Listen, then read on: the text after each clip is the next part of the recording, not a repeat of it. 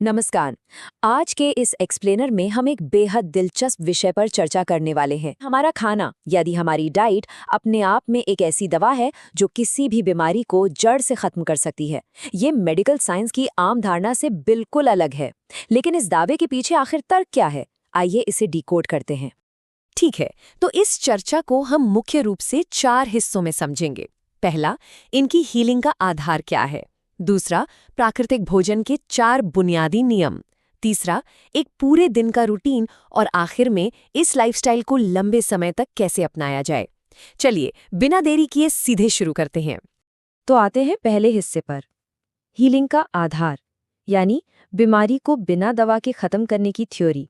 अगर इस डाइट को सख्ती से फॉलो किया जाए तो सिर्फ 3 महीने में बीमारियां गायब हो सकती हैं। लेकिन एक शर्त है, डाइट बदलने से पहले शरीर की आंतरिक सफाई जरूरी है। थियोरी बहुत ही सिंपल है।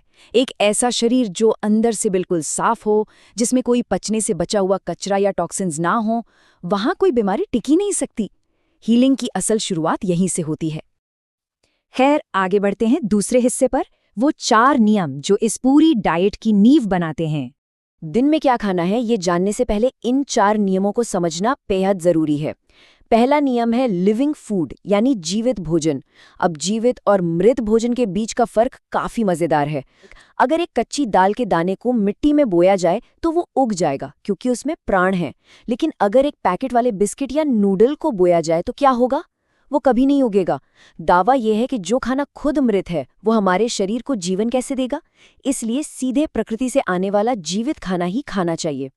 इसी बात को और वजन देने के लिए भगवत गीता के एक श्लोक का हवाला दिया है। इसके हिसाब से खाना बनने के ठीक 3 घंटे के अंदर खा लेना चाहिए। 3 घंटे बाद पका हुआ खाना अपनी जीवन ऊर्जा खो देता है और तामसिक बन जाता है। तो इसका मतलब ये हुआ कि फ्रिज में रखा हुआ या डिब्बाबंद खाना जिसे महीनों पहले पकाया गया हो, शरीर के लिए बिल्कुल नुकसानदायक है।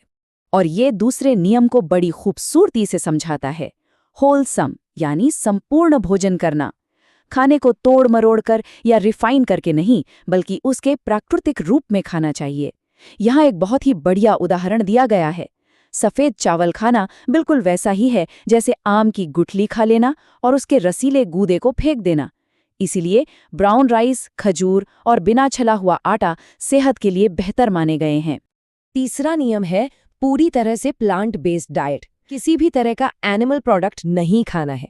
सिर्फ मांस, मछली या अंडे ही नहीं, बल्कि डेयरी प्रोडक्ट्स यानी दूध, दही को भी बिल्कुल मना किया गया है। यहाँ WHO की एक रिपोर्ट का हवाला देते हुए बताया गया है कि भारतीय दूध में काफी मिलावट होती है। और एक तर्क ये भी है कि आज की सुस्त लाइफस्टाइल में डेयरी पचाना बहुत भारी पड़ता है। इसकी जगह घर पर बने, आसानी से पचने वाले नारियल के दूध की सलाह दी गई है, जिसे पारंपरिक रूप से श्रीफल भी कहा जाता था। अब आते हैं चौथे और आखिरी नियम पर, जो सीधे हमारे शरीर की बनावट से जुड़ा है। इंसानी शरीर में करीब 70% पानी और 30% ठोस हिस्सा होता है। सोर्स का मानना है कि हमारे डाइट का अनुपात भी बिल्कुल यही होना चाहिए। मतलब 70% रसीले फल और सब्जियां और सिर्फ 30% अनाज। हैरानी की बात यह है कि आजकल लोग इसका ठीक उल्टा करते हैं, जिससे शरीर अंदर से सूखने लगता है। तो ये थे वो 4 थ्योरी वाले नियम। लेकिन असली सवाल ये है कि आखिर इन सख्त नियमों के साथ एक आम इंसान का पूरा दिन कैसा दिखेगा? प्रैक्टिकली क्या खाना होगा? ये सवाल हमें ले जाता है इस एक्सप्लेनर के तीसरे हिस्से की तरफ, डेली शेड्यूल।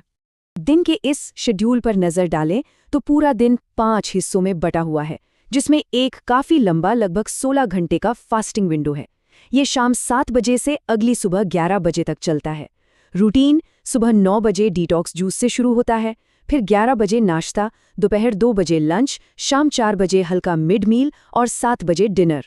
हालांकि ये भी बताया गया है कि इस टाइम टेबल को अपने काम और रूटीन के हिसाब से थोड़ा आगे पीछे किया जा सकता है, बस वो 16 घंटे की फास्टिंग बरकरार रखनी होगी। सुबह 9 बजे वाली बात पर थोड़ा फोकस करते हैं। यहाँ सफ़ेद पेठे यानी ऐश गार्ड के 300 ml जूस की सिफारिश की गई है। दावा यह है कि ये जूस शरीर में एक चुंबक यानी मैग्नेट की तरह काम करता है और कोने कोने से टॉक्सिन्स को खींचकर बाहर निकाल देता है। इसे पीने के बाद 2 घंटे तक कुछ भी खाना मना है।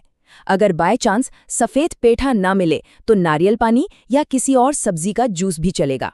जूस के ठीक 2 घंटे बाद सुबह 11 बजे का नाश्ता। नियम यह है कि ताज़े, मौसमी और लोकल फलों का एक बड़ा कटोरा खाना है। जिन फलों में पानी ज़्यादा हो वो बेस्ट हैं और केले जैसे भारी फलों से बचने की सलाह दी गई है। पाचन को आसान रखने के लिए एक बार में सिर्फ एक ही तरह का फल खाना बेहतर माना गया है। और हाँ, लोकल और मौसमी फल खाने से स्वास्थ्य तो बनता ही है, साथ ही ये जेब के लिए भी काफ़ी किफ़ायती होता है। अब यहाँ जो बात सबसे खास है वो है दोपहर 2 बजे के लंच वाली ये स्पेशल रोटी। गेहूं जैसे भारी अनाज को हल्का बनाने के लिए एक नया तरीका बताया गया है। आटे में 50% पानी वाली सब्जियां मिला देना, जैसे पालक, खीरा या गाजर। इस ट्रिक से अगर कोई 2 रोटियां भी खाए तो असल में उसके शरीर में अनाज सिर्फ 1 रोटी के बराबर ही जाएगा। है ना कमाल की ट्रिक? इस स्पेशल रोटी के साथ जो सब्जी बनेगी वो भी बिल्कुल अलग है। इसे सात्विक सब्जी कहते हैं।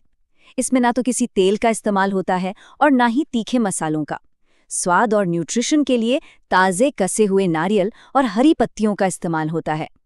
और यहाँ एक सख्त नियम और है, हर एक रोटी के साथ कम से कम 2 कटोरी ये सब्जी खानी है, ताकि भारी अनाज से ज़्यादा सब्जियां शरीर में जाएं। दिन ढलने के साथ खाना और भी हल्का हो जाता है। शाम 4 बजे फ्रेश जूस, नारियल पानी या घर की बनी हर्बल चाय ली जा सकती है, लेकिन पैकेट वाले स्नैक्स बिल्कुल नहीं। फिर 7 बजे डिनर में कच्ची मौसमी सब्जियों का सलाद और नट ड्रेसिंग दी जाती है। अगर सलाद से काम न चले तो बिना तेल और बिना दूध अनाज वाला हल्का सूप ले सकते हैं। मकसद ये है कि रात के 16 घंटे के लंबे उपवास के लिए शरीर बिल्कुल हल्का महसूस करे। तो चलिए अब इस चर्चा के आखिरी हिस्से पर आते हैं, इस लाइफस्टाइल को लंबे समय तक मेंटेन करना और इससे जुड़ी ज़रूरी बातें। अक्सर ये सवाल दिमाग में आता है कि राजमा और छोले जैसे पारंपरिक रूप से हेल्दी माने जाने वाले खाने को इस डाइट में क्यों मना किया गया है। इसका बहुत सीधा सा जवाब पेश किया गया है। हमारे पूर्वज खेतों में घंटों मेहनत करते थे, पसीना बहाते थे, इसलिए वो हेवी अनाज पचा सकते थे। लेकिन आज की लाइफस्टाइल ज्यादातर वक्त कुर्सी पर और स्क्रीन के सामने गुजरता है। तो दिक्कत उस भारी खाने में नहीं है, बल्कि हमारी आज की लाइफस्टाइल और उस भोजन के बीच के तालमेल में है। लंबे समय तक इस रूटीन पर चलने के कुछ और रूल्स भी हैं। कहा गया है कि पानी तभी पिएं जब सच में प्यास लगे। जबरदस्ती दिन में 8-10 ग्लास पानी पीने से किडनी पर बेवजह दबाव पड़ता है। दूसरी अहम बात, ये सख्त डाइट उन बच्चों के लिए नहीं है जिनकी उम्र 16 साल से कम है, और ना ही एक्टिव एथलीट्स के लिए, क्योंकि उनके शरीर को भारी अनाज की जरूरत होती है। एक बात बिल्कुल साफ कर दी गई है कि ये कोई कुछ दिनों वाली डाइट नहीं है, बल्कि प्रकृति की तरफ वापस लौटने का एक स्थायी रास्ता है। तो सब कुछ जान लेने के बाद एक बहुत ही गहरी बात सामने आती है।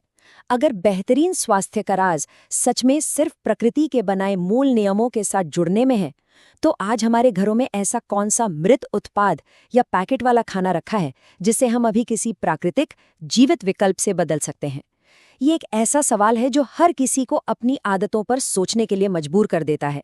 इस चर्चा में हमारे साथ जुड़े रहने के लिए बहुत बहुत शुक्रिया।